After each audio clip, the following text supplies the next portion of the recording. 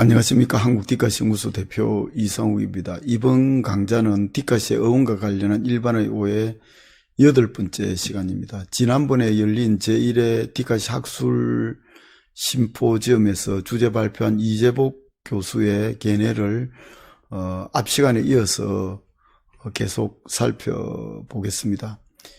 이재복 교수께서는 디카시와 멀티포엠의 창작 과정의 차이를 통해서 디카시의 양식적 특징을 잘 보여주고 있습니다. 여기서 잠시 이해를 돕기 위해서 멀티포엠에 대해서 설명드리도록 하겠습니다. 멀티포엠은 매체 환경의 멀티미디어화에 주목하면서 멀티미디어를 활용해서 시를 표현하는 그런 방식인데, 디카시 이전부터 아주 활발하게 장갱기 시인에 의해서 실험이 되어 왔습니다. 멀티포엠은 문자와 말을 넘어 영상, 이미지, 그림, 사진, 소리, 음악 등 다각도로 이렇게 그야말로 멀티플한 어떤 그런 여러 가지 디지털 환경 자체를 시에 도입한 것인데요.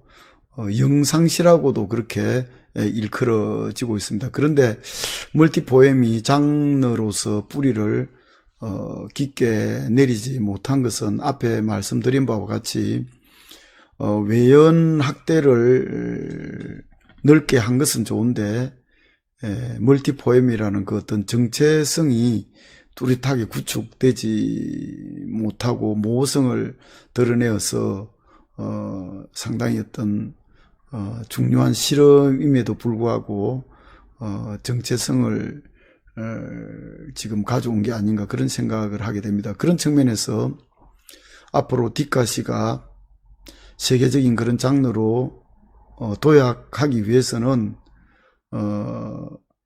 2004년부터 지금까지 꾸준히 실험하고 구축된 양식적 특징으로서 자연이나 사물에서 시적 형상을 스마트폰 내장 디카로 찍어서 그것을 그 느낌이 날아가기 전에 짧게 오행일화로 연출해서 SNS를 활용해서 실시간 쌍방향 소통하는 멀티 언어 예술이라는 점, 그러니까 극순간 멀티 언어 예술로서 순간 포착, 순간 연출, 순간 소통이라는 이런 어떤 정체성을 더욱 확고히 해야 되지 않을까, 그런 생각을 하게 됩니다.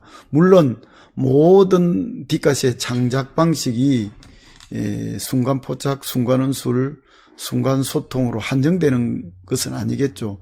경우에 따라서는 순간 연출이 되지 않고 좀 더 깊은 고뇌의 시간을 가질 수도 있지만, 그러나 대전제는 극순간 예술로서의 어떤 이런 정체성이 이 디카시의 본질이라는 것을 다 같이 공유하고 인식해야 앞으로 디카시가 말씀드린 것처럼 한국을 넘어 세계적인 어떤 그런 장르로 확고하게 뿌리를 내릴 수 있을 것이다.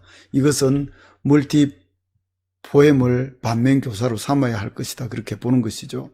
아무튼 이재복 교수의 말을 들어보도록 하겠습니다.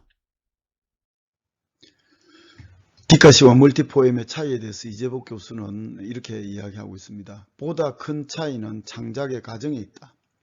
디카시의 경우는 사물이나 대상에서 시적 감흥을 일으키는 형상을 포착해 그것을 문자로 재현하는 것이고, 멀티포엠은 문자화된 시에서 얻게 되는 감흥과 이미지를 포착해 그것을 영상으로 재현한 것이다. 그러니까 창작 과정에 있어서 디카시와 멀티포엠은 정반대라는 것입니다. 디카시의 경우는 자연이나 사물에서 어떤 시적 감흥을 일으키는 행상을 디카로 포착해서 그것을 문자로 재현하는 것이고, 멀티포엠은 문자된 시, 그러니까 완성된 시에서 얻게 되는 감흥과 이미지를 영상으로 재현한다는 것이죠. 계속해서 이재복 교수는 이야기합니다. 사진 내에 은폐된 시의 행상을 발견하는 것과 시에 은폐된 이미지를 영상화하는 것은 모두 발견이라는 중요한 존재론적 자각을 공유하지만 디지털 영상 이미지로부터 지각을 끌어내느냐, 아니면 아날로그적 문자 이미지로부터 지각을 끌어내느냐 하는 데 있어서는 서로 상이한 창작 태도를 취한다. 그러니까 디카시 같은 경우에는 자연인의 사물에서 포착한 시적 감흥을 사진으로 담아서 거기에서 이제 어떤 중요한 어떤 의미를 언어로 이제 끌어내는 것이고, 멀티포엠은 완성된 시에서 어떤 영상적 어떤 이미지를 끌어내어서 멀티플한 어떤 그런 총체적인 어떤 그런 혼합된 시로 표현하는 그런 방식인데요. 아무튼 결론적으로 디카시와 멀티포엠의 차이는, 이재복 교수는 이것은 디카시와 멀티포엠의 행식과 내용은 물론 어조와 정조 같은 두 양식의 전체적인 느낌이나 분위기에도 영향을 미친다는 것을 말해준다. 이재복 교수가 말하는 것은 여기서 멀티포엠에 대한 이야기라기보다는 디카시의 어떤 양식적 특징이 무엇인가를 멀티포엠과 비교하면서 말을 하려고 하는 것입니다. 그러니까 결국은 창작의 태도라는 것이 양식적 차이를 만들어낸다는 것입니다. 그래서 디카시라는 어떤 그런 정체성은, 디카시가 스마트폰 내장 디카를 이용해서 자연이나 사물에서 시적 행상을 포착한 것을 찍고, 포착한다는 것은 결국은 시인이 어떤 감흥을 느낀 것을 말하는데, 그걸 디지털 카메라로 이제 찍는다는 것이죠. 그런데 이제 멀티포엠 같은 경우에는 완성된 시에서 시인이 영상적인 어떤 이미지를 포착하고 그것을 이제 영상화 한다는 것인데, 이런 측면에서 디카시와 멀티포엠의 양식적 차이가 뚜렷이 드러난다는 것입니다. 아무튼 다음 시간에 계속해서 디카시의 그 어떤 양식적 특징들을 이재복 교수의 견해를 같이 살펴보면서 제가 계속해서 설명드리도록 하겠습니다. 다음 시간에 또 뵙도록 하겠습니다. 감사합니다.